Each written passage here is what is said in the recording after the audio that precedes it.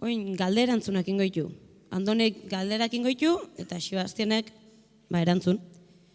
Orduan, kontua da, Sebastianek restaurantia edo jatetxia zabaldu dauela, eta Andoni kritiko gastronomikoa jatetxe horretan egon da. Kaixo Lizaso jauna, ta Gabon lehenbizi. Kaixo zuriretzera horren gaizki bizi.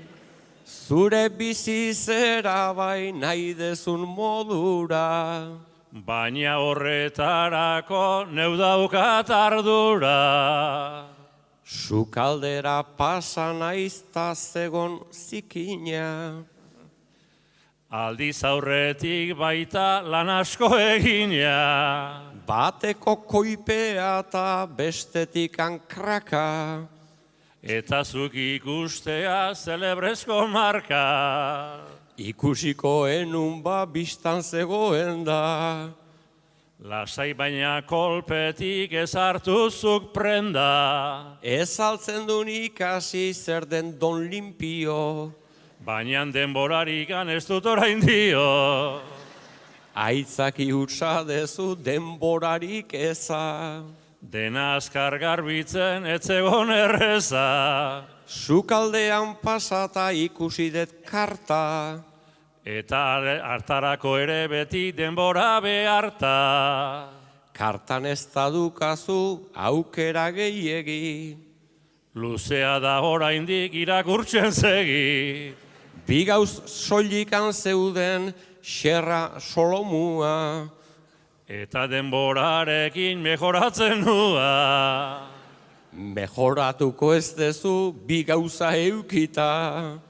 Sarri biltzen zera ta zenek gonbita. Prezioak ez ziran nahiko garestiak. Erreza da dukazu ordaindu bestiak. Eta gero joan naiz handik komunera. Eta seguru asko falta zan papera. Papera bazan baina eskobila falta. Beraz hartu eskua horregin aguanta.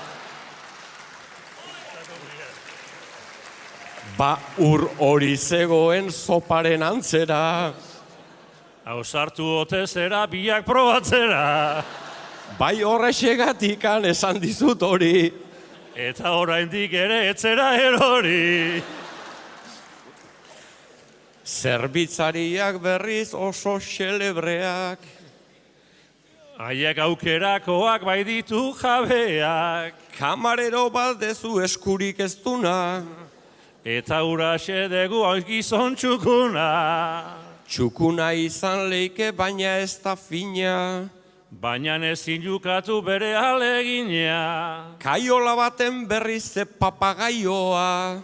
Arekin egin zazu hurrengo saioa. Ez dirudi jatetxe oiana baizikan.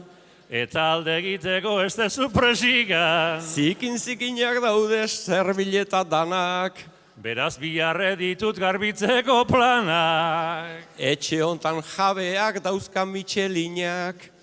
Eta gainera ondo kostata eginak. Horrexegatik da hau izarrik gabea. Aizu neu naiz izarra eta dotorea.